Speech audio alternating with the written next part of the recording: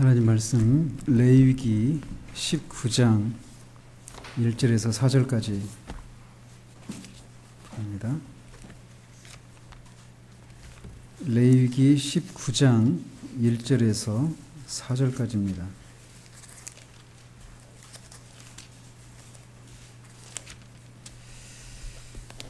같이 읽겠습니다.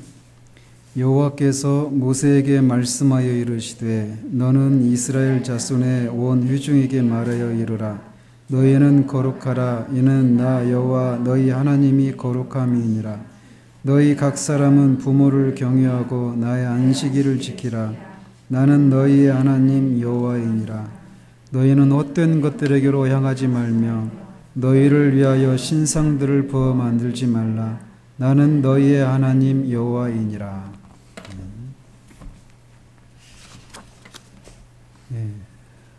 오늘은 레위기를 살펴보도록 합니다. 이 성경의 세 번째 책인 레위기도 지난주에 말씀드린 것처럼 출애굽기처럼 저자가 모세인지 또 이 레위기가 기록된 것이 주전 1400년대인지 또 1200년대인지에 대한 그런 논쟁이 있습니다. 시기에 대해서는 명확하지는 않지만 레위기의 내용을 모세가 직접 기록하거나 또 그렇지 않다고 하더라도 그 내용은 그가 전달해 준 것이 분명합니다. 이 레위기라고 하는 이 용어도, 이 제목도 70인경에서 유래됐는데 레위 사람들과 관련된 사항들이라고 하는 그런 뜻입니다. 그래서 이 레위기가 제목만 보면 레위 사람들, 특별히 제사장들과 관련해서 해야 될 일들을 다루고 있는 책으로 이렇게 오해하기가 쉽습니다. 그렇지만 제사장들의 의무에 대한 것보다 훨씬 더 광범위한 그런 내용을 다루고 있는 책이 레위기라고 할 수 있습니다. 이 레위기는 시내산에서 여호와와 이스라엘 백성 사이에 체결된 그런 율법 규정들보다 훨씬 더 넓고 깊은 내용을 다루고 있습니다. 그래서 1장에서 7장까지는 백성이 드려야 할 다양한 제사들에 대해서 다루고 있어요. 그리고 8장에서 10장까지는 모세의 형 아론을 대제사장으로 준비시키는 것과 관련된 내용이 나옵니다. 그리고 11장에서 15장까지는 정결법에 관한 규정들, 무엇을 먹어야 되는지, 어떤 걸 입어야 되는지, 이런 여러 가지 것들, 그 나병에 대한 것들. 또 16장은 속죄일 규정이 나옵니다. 그리고 17장에서 27장, 이 마지막 장까지 해서는 이스라엘 백성들이 다양한 사람들과의 관계 또는 다양한 삶의 자리에서 거룩하게 어떻게 사는 것이 거룩하게 사는 것인가에 대한 그런 내용들을 이렇게 다루고 있습니다. 그래서 레위기를 크게 이렇게 두 부분으로 나눌 수 있는데, 하나는 전반부는 이스라엘 백성이 하나님 앞에 나아갈 때 어떻게 해야 되는가, 속죄를 드려야 되는데 그것과 관련된 하나님 앞에 거룩한 하나님 앞에 나가기 위해서 필요한 그런 내용들을 다루고 있다라면, 후반부 17장에서 27장까지는 하나님으로부터 구별된 이스라엘 백성들이 거룩하게 살아야 한다라고 하는 그런 내용들을 다루고 있다라고 할 수 있습니다. 이런 면에서 레위기는 출애굽기의 연장이다라고 이해할 수 있습니다. 지난주에도 후반부에 말씀드린 것처럼 이 출애굽기 후반부는 성막을 세우는 것과 관련되어 있어요. 하나님이 성막을 세우신 목적이 뭐죠? 하나님이 이스라엘 백성들 가운데 거하시기 위해서예요. 근데 거룩하신 하나님이 이스라엘 백성들 가운데 거하신단 말이에요. 그렇다면 이제 문제가 하나 생기는 거예요.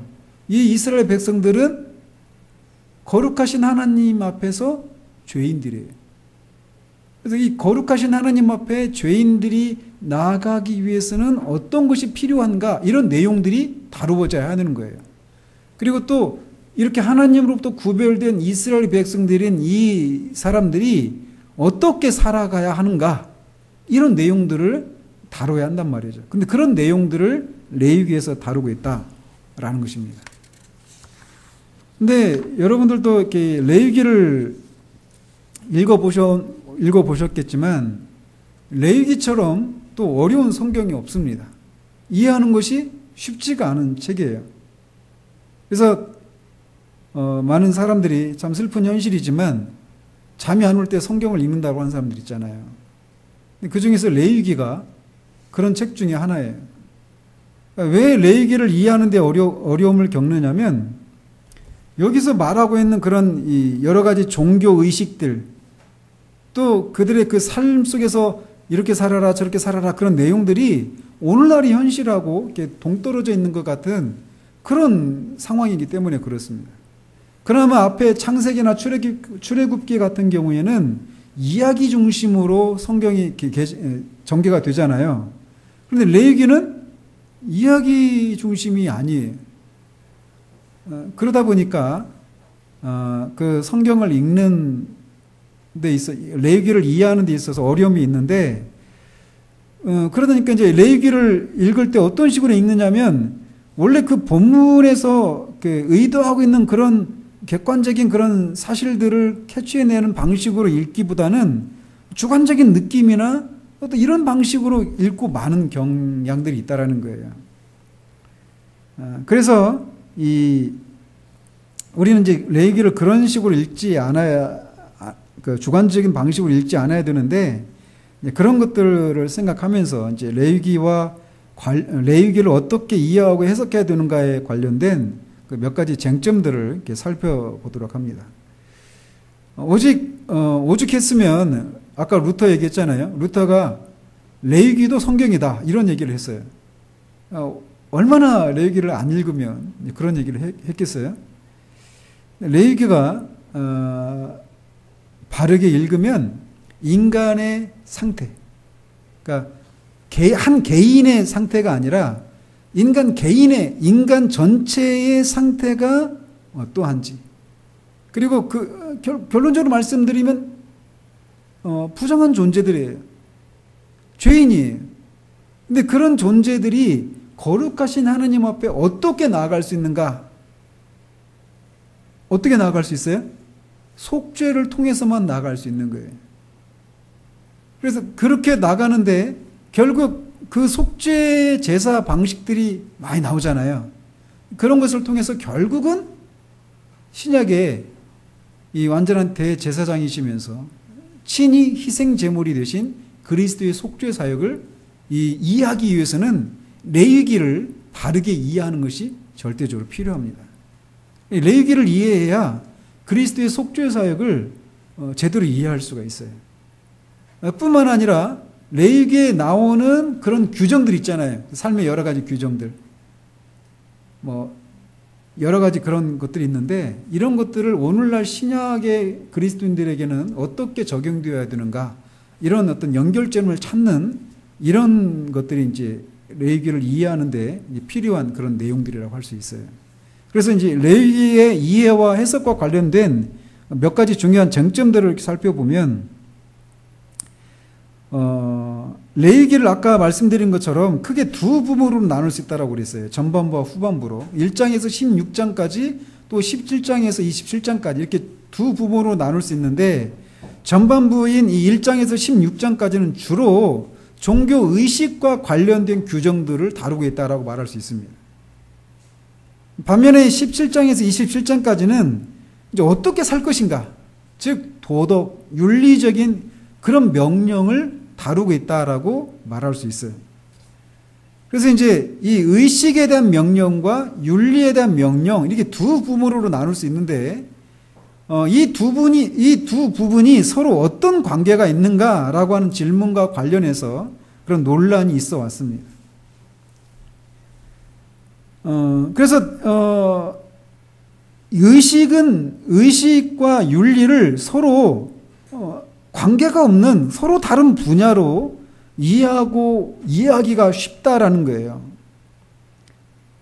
그렇지만 레위기가 전달하고자 하는 그런 내용은 그렇게 전반부는 의식, 후반부는 윤리를 다루고 있는데 이 두 개가 서로 그다지 관계성이 없고 서로 분리되어 있는 서로 다른 개념, 내용들이다. 이렇게 말할 수 없는 그런 관계성이 있다라는 것입니다. 그래서 실제적으로 후반부인 레위기 17장에서 이 17장에 수록되어 있는 이 윤리에 대한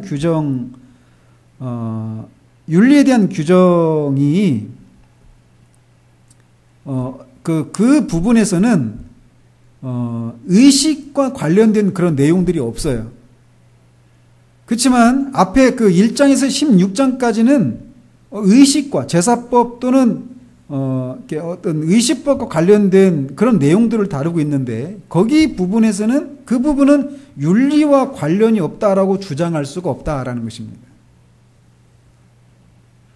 사실상 이 레위기 전체는 이스라엘 백성이 여호와에게 거룩한 모습을 지니고 있는 것과 거룩하게 사는 것에 대한 내용을 다루고 있는 책이에요. 그래서 이 점과 관련해서 레위기 후반부인 17장에서 27장까지는 이 도덕 규정이 중요한 것과 마찬가지로 1장에서 16장까지 이렇게 수록된 의식에 대한 율법은 똑같이 중요하다라는 것입니다. 그러니까 의식은 오늘날에 상관이 없으니까 덜 중요하고 뒷부분 이 윤리 도덕 이 부분은 중요하다 이렇게 말할 수가 없다라는 거예요. 똑같이 중요하다라는 것입니다. 따라서 레위기 이 전반부와 후반부가 서로 관련이 없는 개별적인 두 개의 단원으로 이렇게 이해하는 것은 올바른 해석 방법이 아닙니다. 그래서 이 앞에서 다루고 있는 이 의식, 종교 의식, 그리고 후반부의 그 윤리 규정들, 이런 것들이 소중하게 다 똑같은 비중으로 다루어져야 한다라는 것입니다.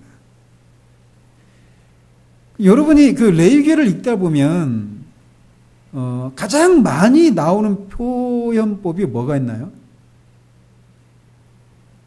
거룩한 거, 또 뭐 부정한 거, 정결한 거, 이런 내용들이 많죠. 이런 음식은 부정하다. 이런 거는 정결하다. 이런 장소는 부정하다. 저런 장소는 부정하다. 이런 식으로 정결하다. 이런 식으로 정결하다, 뭐 부정하다, 거룩하다라고 하는 그런 내용들이 많이 언급됩니다.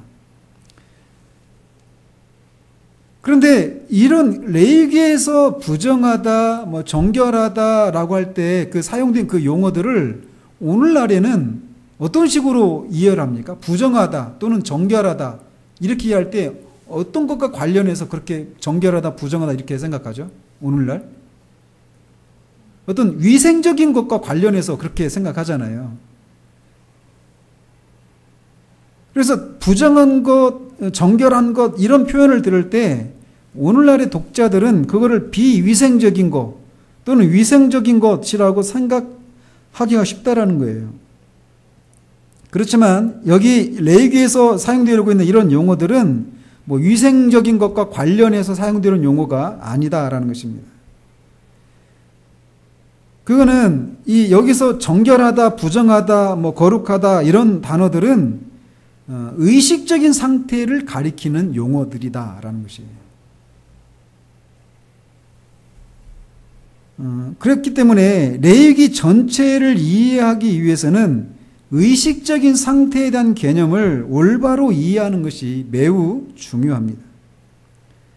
그래서 레위기에서는 세 가지 기본적인 의식 상태를 제시하는데 말씀드린 것처럼 부정한 것, 정결한 것, 거룩한 것이 바로 그 세 가지 의식 상태예요. 한편으로 이 개념들은 이 이스라엘 백성 공동체의 각 구성원에게 해야 할 행위와 하지 말아야 할 행위들로 나눌 수 있습니다. 그러니까 하지 말아야 할 부정한 행위들 또는 해야 할 정결한 행위들 이런 식으로 이스라엘 백성들 서로에게 행해야 될 행위들과 하지 말아야 될 것과 관련해서 부정하다, 정결하다, 거룩하다 이렇게 구분되어 있다는 거예요.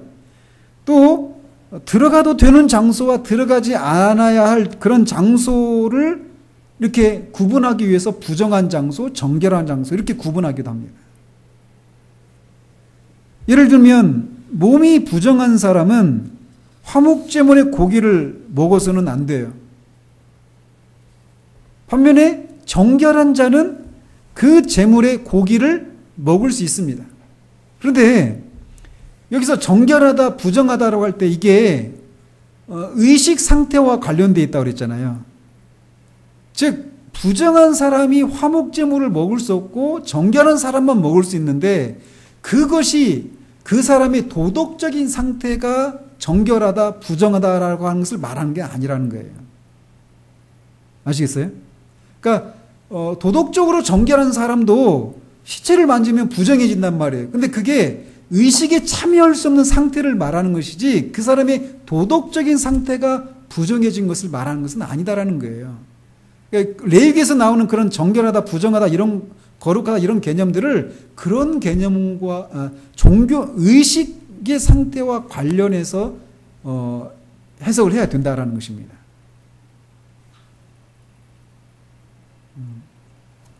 그래서 의식적인 상태와 도덕적인 상태를 구분해서 이렇게 봐야 돼요.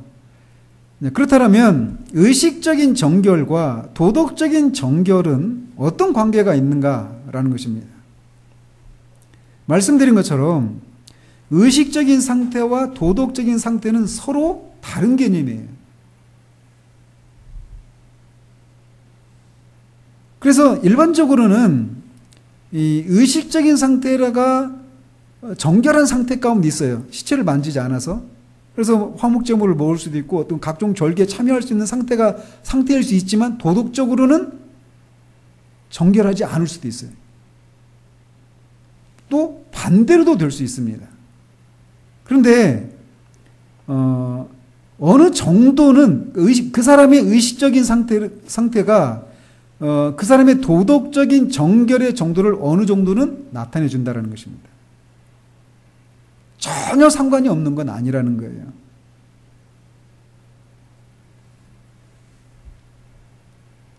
그래서 하나님은 이스라엘 백성들에게 요구하시는 것은 그들이 의식적인 상태뿐만 아니라 도덕적인 상태에서도 거룩할 것을 요구하셔요. 그런데 도덕적으로 가장 순결하고 완벽한 상태 가운데 있는 존재가 바로 하나님이십니다. 하나님은 거룩하시고 또 지극히 거룩한 곳에 거하십니다. 그래서 하나님은 자기 백성 이스라엘에게 삶의 모든 영역에서 의식적으로 정결하라고 끊임없이 요구하셔요.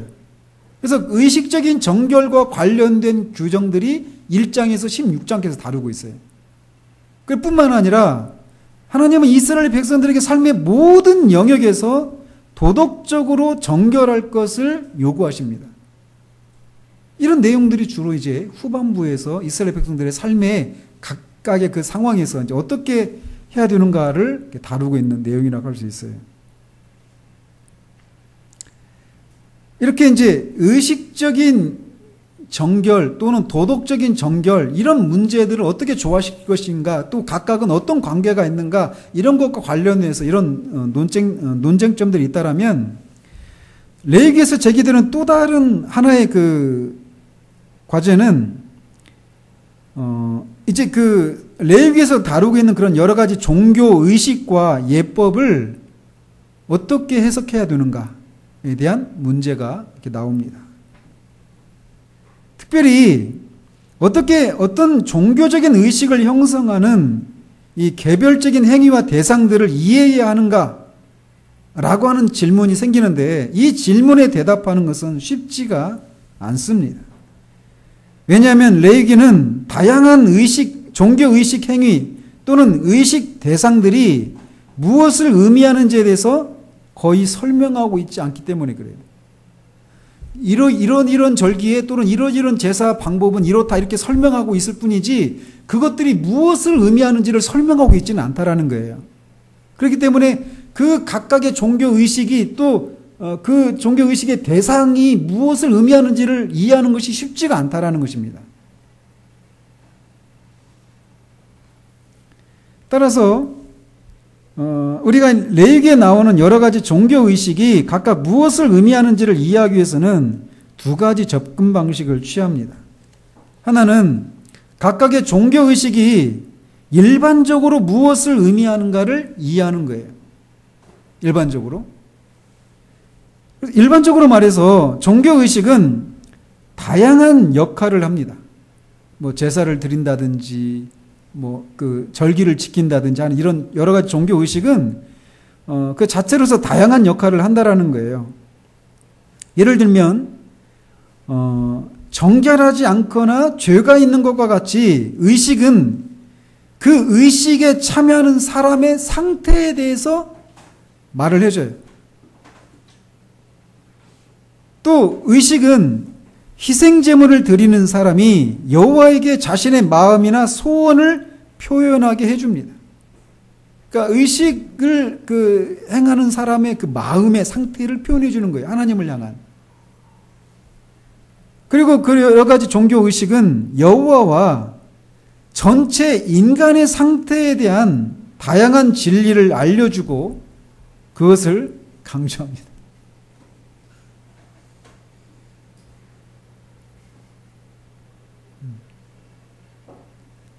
그러니까 이 종교 의식을 행하는 그 개인의 그 의식적인 상태, 그리고 그 사람의 여호와 하나님을 향한 그 사람의 마음의 상태, 이런 것들을 말해줘요. 그 종교 의식이. 그런데 또 동시에 그 종교 의식에 참여하는 한 사람의 그 의식적이고 도덕적이고 그 마음의 상태를 표현해 줄 뿐만 아니라 그 종교 의식은 하나님과 전체 인간의 상태가 어떤 상태인가를 또 말해주기도 한다라는 거예요. 무슨 차이인지 아시겠죠? 그러니까 그 종교의식에 참여하는, 이를테면 제가 번제를 드린다 그러면은 번제를 드리는 저의 어떤 상태를 말해주기도 해요. 번제를 드릴 때. 그리고 그것을 통해서 그 제물을 드리는 그런 과정을 통해서 그런 과정들을 통해서 제가 여호와 하나님을 향한 제 마음의 상태를 표현하기도 해요. 감사와 또는 뭐 기쁨과 이런 것들 말이죠.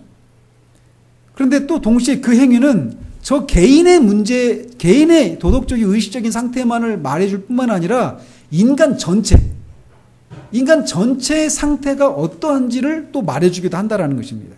이 제사는, 이 종교 의식들은.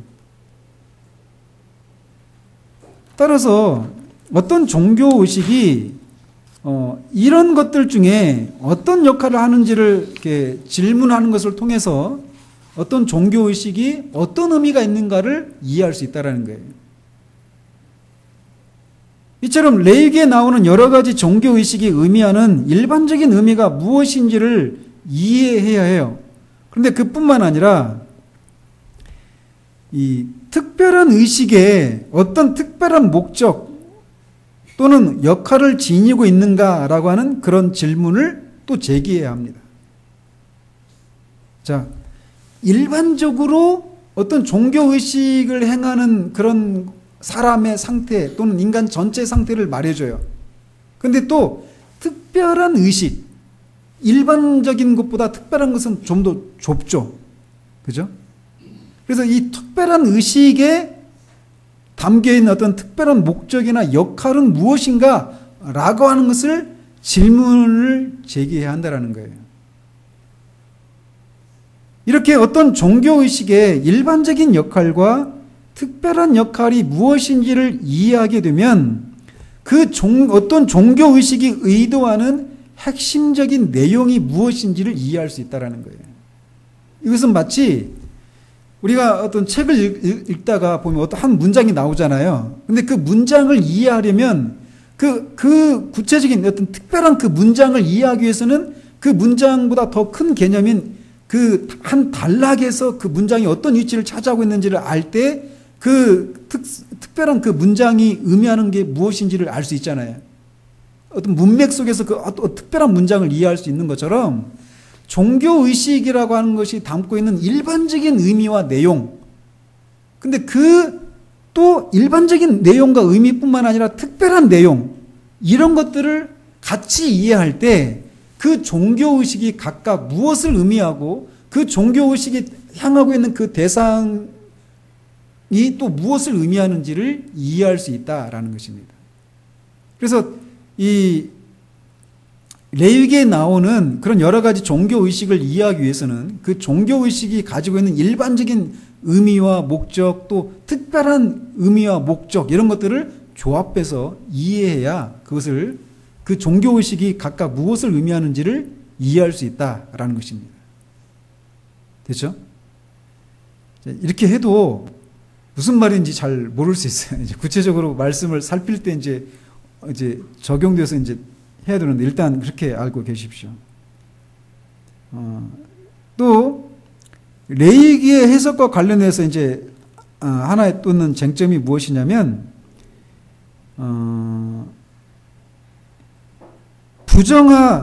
아까 그 세 가지 의식 상태를 제시해 준다고 그랬잖아요. 부정하다, 정결하다, 거룩하다. 그렇죠? 그런데 이 부정함과 정결함과 거룩함과 같은 다양한 개념들을 어떻게 해석해야 되는가에 관한 그런 쟁점이 하나가 있습니다. 근데 이런 질문에 대해서 지금까지 많은 논의가 있어 왔어요. 왜냐하면 때때로 어떤 사람이나 또는 어떤 대상이 왜 깨끗한지 또는 깨끗하지 않은지에 대한 명백한 근거를 제시하지 않은 채 레위기는 정결함과 부정함에 대한 다양한 율법을 제시하고 있기 때문에 그래요. 그러니까 먹어서는 안 되는 음식들, 짐승들, 이런 거 있잖아요. 곤충들.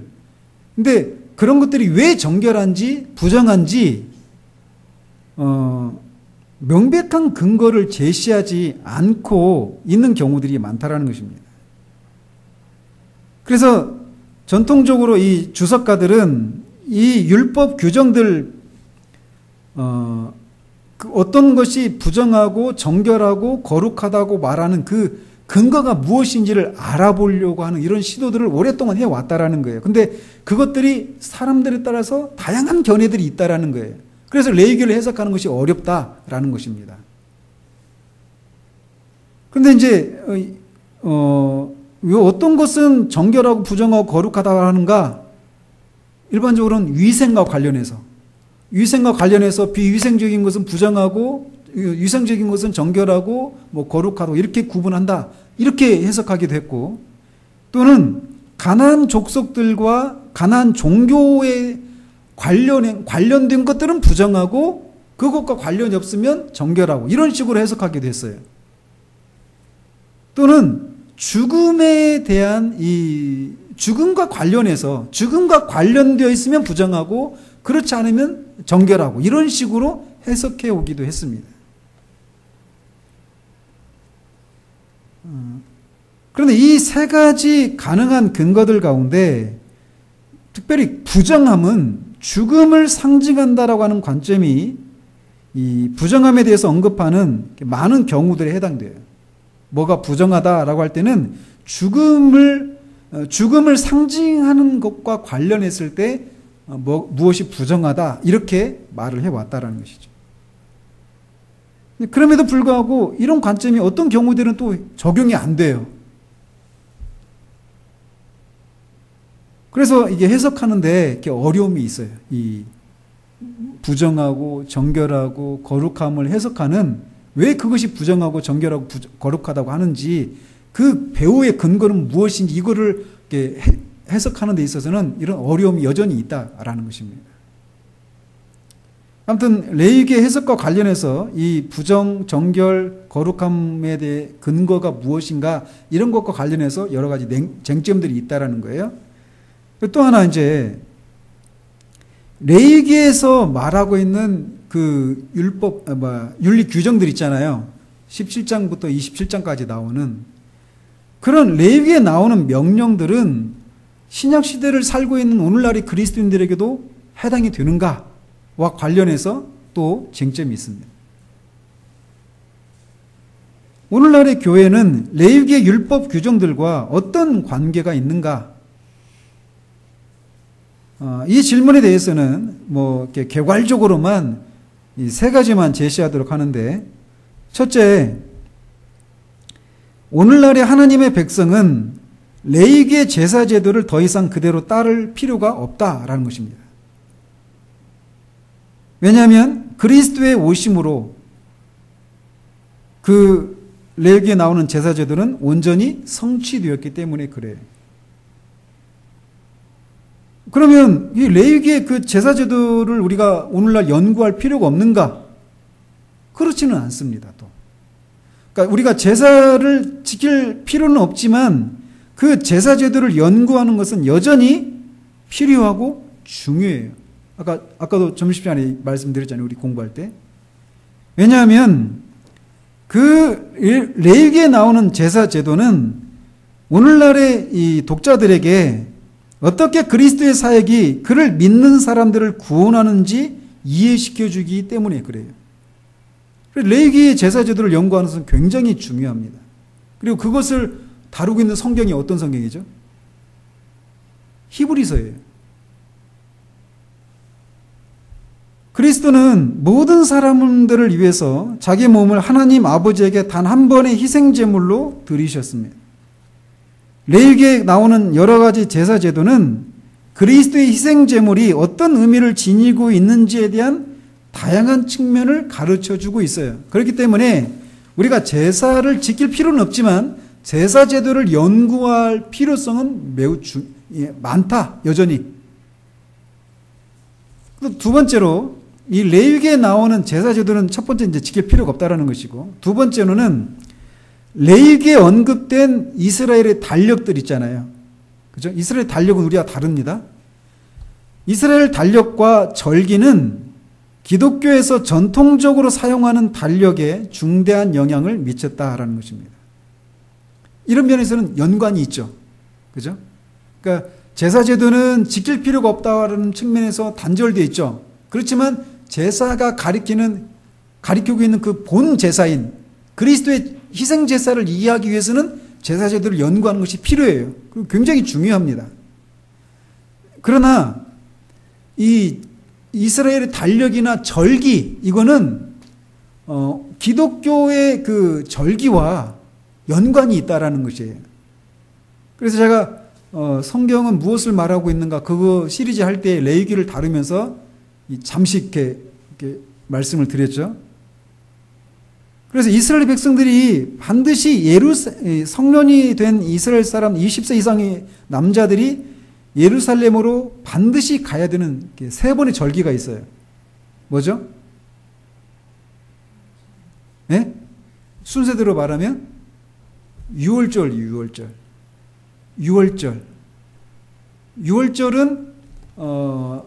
달력으로 이스라엘 달력으로 첫째 달 14째 날이죠. 그죠? 그리고 그 다음 날부터는 무슨 절이라고 합니까? 일주일 동안 무교절이라고 해요. 무교절. 왜? 누룩이 없는 떡을 먹어야 되는 절기니까. 그래서 6월절을 1월 14일, 우리의 달력 1월 14일이 아니라 유대인의 달력 1월 14일에 6월절을 지켜요.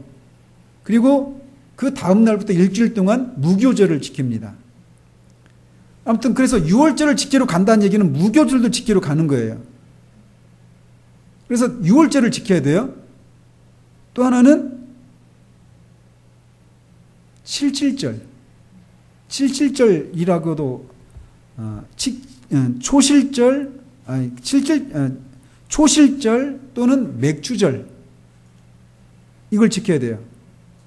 그러니까 6월절로부터 맥주절까지는 50일의 간격이 있어요. 50일.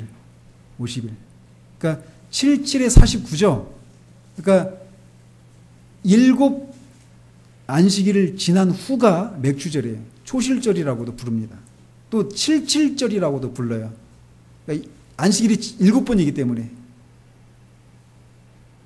그래서 이게 6월절, 맥주절, 또 마지막 절기가 초막절이에요. 초막절 또는 장막절 또는 수장절, 이렇게 불러요.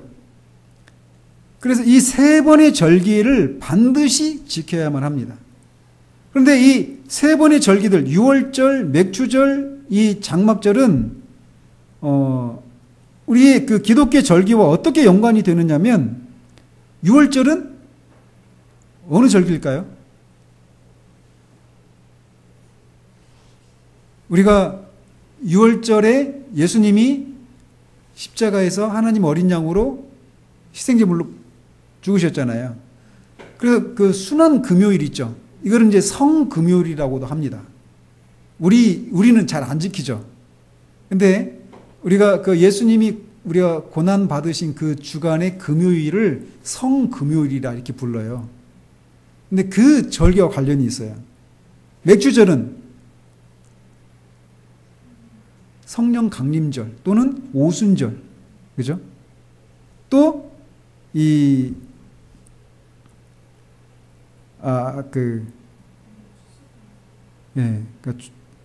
여기는 좀 제가 확인을 해봐야 되겠네요. 아무튼 그 맥주절은 초실절은 그 부활주의를 상징해요. 부활주의를. 그죠? 부활주의를. 그리고 그 부활주일로부터 그 7절이 지난 그 절기를 칠칠절이라고 하는데 그게 오순절이죠. 그죠? 제가 아까 말씀을 잘못 드렸어요.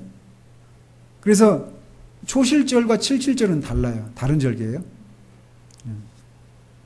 아무튼 이런 식으로 이 레위기에 나오는 그런 이스라엘 달력이나 절기들은 기독교의 이 절기들과 서로 연관이 있다라는 것입니다. 그러나 이제 그 음식 관련해서는 어떻게 됩니까? 절기들은 그렇고, 어떤 음식은 정결하고 어떤 음식은 부정하다라고 하는 이런 구분이 있었죠. 그죠? 근데 이게 신약에 와서는 어떻게 돼요? 신약에 와서는 없어졌죠. 돼지고기를 먹어도 돼요. 여러분 돼지고기 아무 생각 없이 먹었지만 돼지고기 먹으면 안 돼요. 거기에. 그리고 여러분 장어고기 먹었죠? 장어고기도 먹으면 안 돼요. 레위기 율법을 따르면. 그런데 이제 신약에 와서는 먹고 마시는 것들 다 이런 것들이 다 해체가 되죠. 초대교회 이후로 이제 그 장벽이 허물어졌습니다. 자, 그렇지만 어때요? 하나님의 백성들이 도덕적으로 깨끗해야 한다라고 하는 것을 이런 음식들 또 옷을 입는 것들 이런 것을 세세한 항목들을 정결하고 부정하고 거룩하고 이렇게 구분해 놓은 것을 통해서 결국 하나님이 뜻하신 게 뭘까요? 이스라엘 백성들이 거룩해져야 된다라는 거예요. 이방 사람들과 구별된 그런 사람이 되어야 된다라고 하는 것을 말해주는 거예요. 그런 면에서는 의미가 있죠, 여전히. 그죠? 그 문자적으로 지킬 필요는 없지만 그것이 상징하고 있는 삶의 모든 영역에서 거룩해야 된다라고 하는 것은 여전히 유효해요. 세 번째로 거룩함에 대한 레위기의 율법 전체, 17장에서 27장, 여기는 성화에 대해서 다루고 있습니다. 성화에 대해서. 즉 거룩함에 대한 레위기의 신학 사상은 하나님의 백성 개개인이 언약 공동체 안에서 어떻게 살아야 하는지를 가르쳐주고 있어요. 그래서 11장 44절에서 나는 여호와 너희 하나님이라 내가 거룩하니 너희도 몸을 구별하여 거룩하게 하라 이렇게 말씀하고 있습니다. 이 원리, 내가 거룩하니 너희도 거룩하라, 이 원리는 신약에도 그대로 적용되고 있습니다. 기록되었으되 내가 거룩하니 너희도 거룩할지어다. 사도 베드로를 통해서 주님이 다시 말씀하시죠. 자, 그런데 그러면은 거룩해야 된다. 이게 총론적으로는 다 동의가 돼요. 이 레위기에 나오는 17장에서 27장까지 나오는 그 삶의 규칙들, 그게 다 우리가 도덕적으로 하나님의 언약 공동체가 거룩한 공동체여야 된다, 거룩한 사람이 되어야 된다, 이걸 말하고 있다는 측면에서 신약에서 고스란히 우리가 받아야 된단 말이에요. 그렇지만 거기에 나오는 어떤 세부 규정들을 문자 그대로 적용할 필요는 없다라는 것입니다. 예를 들면 19장 19절에 보면 서로 다른 두 가지 재료를 섞어 짠 옷감으로 만든 옷을 입어서는 안 된다. 이렇게 말해요. 그러니까 한 가지 옷감으로만 입어야 돼요. 여러분 지금 입고 있는 옷 보십시오. 몇 가지 옷감으로 되어 있죠. 그죠? 뭐 폴리에스테르, 뭐 나일론, 실크, 여러 가지 면도 있고. 그죠? 여러분 다 지금 레위기 율법을 따르면 여러분 다 율법을 어긴 사람이에요. 근데 이런 거를 문자적으로 지키는 건 아니라는 거예요, 지금도. 또는 수염 양쪽을 깎지 말라. 구렛나루. 이 구렛나루를 깎지 말라고 그러거든요. 전 원래 잘 안 나는 사람인데 구렛나루를 깎은 사람들은 다 율법을 어긴 거예요. 근데 이런 것들은 당시 유대인 그 가나안 땅의 사람들과 구별하는 거예요. 구별하는 거예요. 이런 것을 통해서도. 근데 이거를 세부적으로 이렇게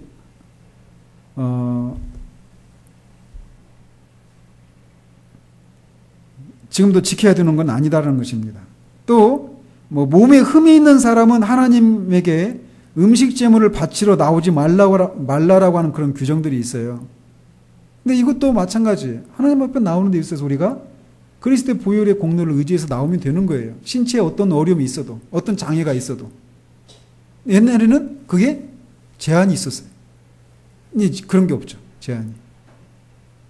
나아가서 신약 성경에서는 국경을 초월해서 모든 민족들로 구성되는 하나님의 백성이 등장합니다. 이게 뭐죠? 교회예요, 교회. 그래서 구약 시대에 특별히 이스라엘에서 적용되던 신정국가 체제는 해체가 되었어요.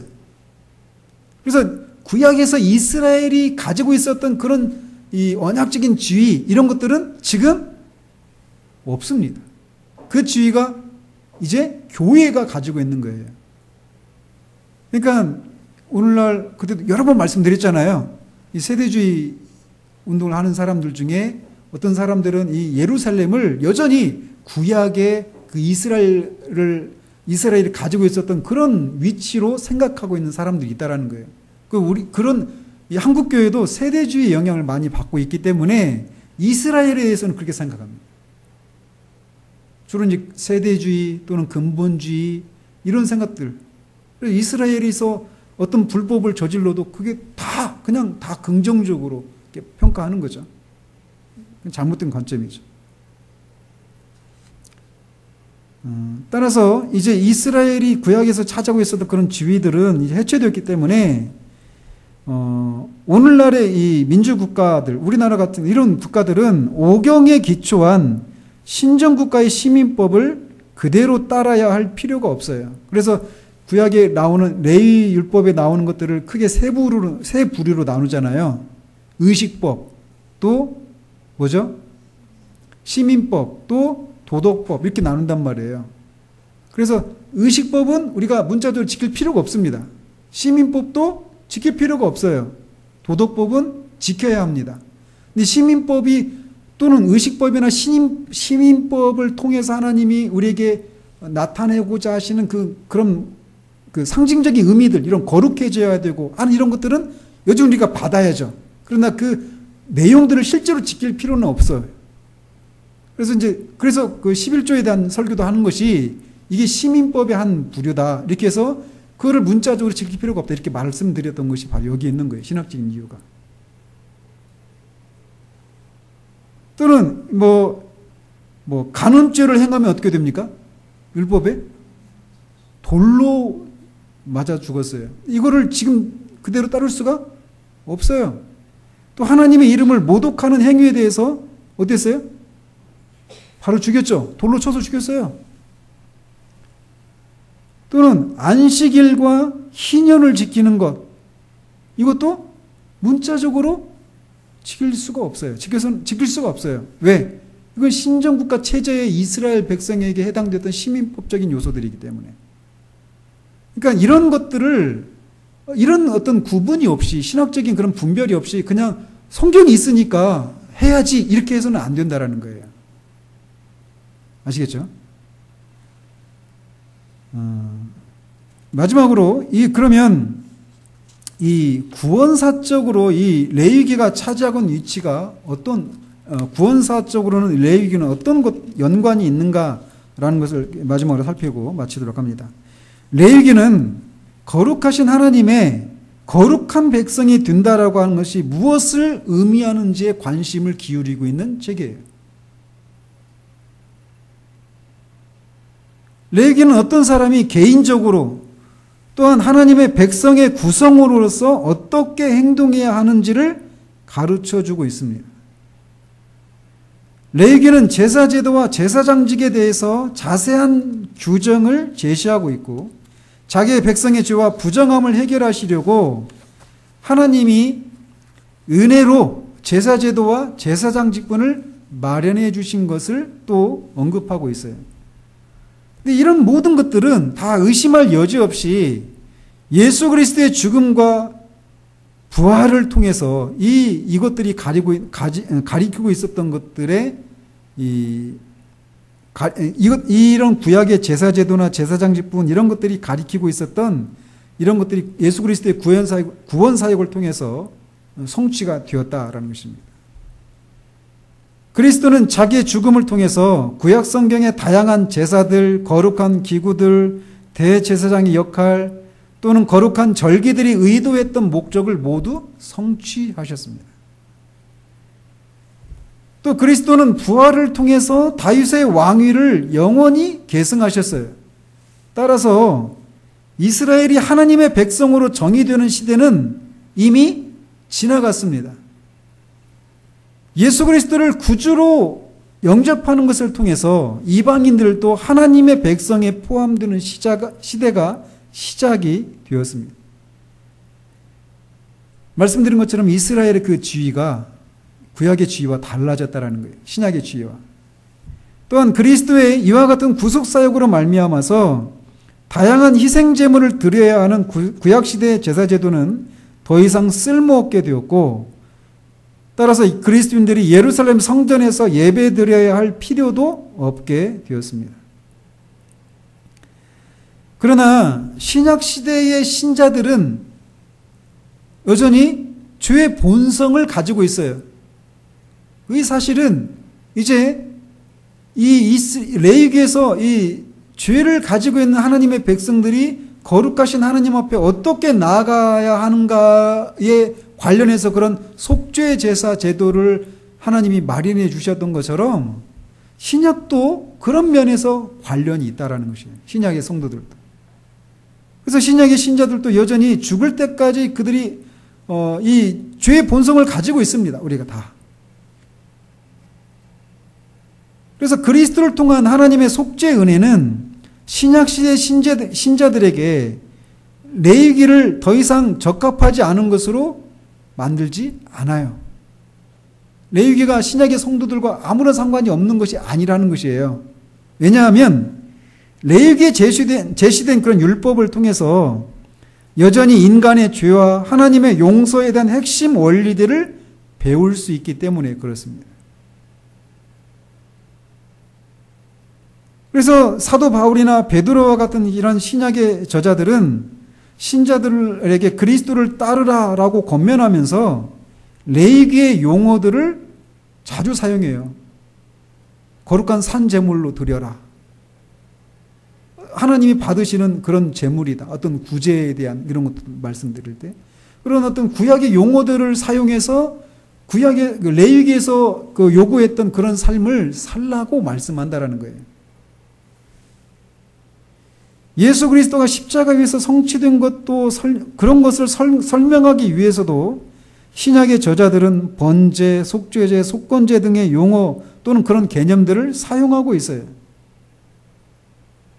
이처럼 레위기는 예수 그리스도가 누구인지 또한 그가 성취하신 일이 무엇인지에 대해서 그리스도인들이 끊임없이 기억하게 하는 데 도움을 주고 있는 책이다라는 것입니다.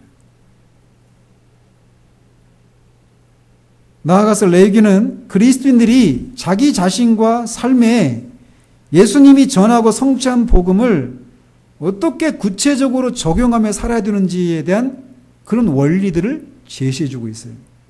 한마디로 뭘까요? 거룩하라 라는 겁니다. 내가 거룩하니 너희도 거룩하라. 그래서 그 거룩함이 무엇인가 이런 거를 우리에게 알려주고 있는 책이 레위기다라고 말할 수 있어요.